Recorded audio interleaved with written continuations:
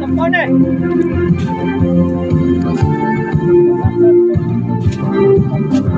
Thì trong sân của hai đội với nhau tuy nhiên là Tráng Á Tia, Tráng Á Thứ, Tráng Á Tàu, Tráng Á Bầy, Tráng Á Xây, Tráng Á Chìa, Tráng Á Thảo, Tráng Á Trưng.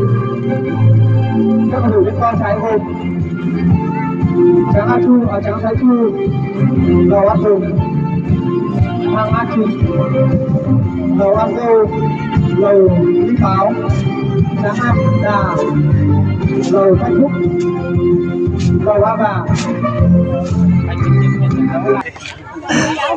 Tôi này làm bắt cổng ra. Tôi sẽ xem rồi là Bắt cổng ra chỗ à.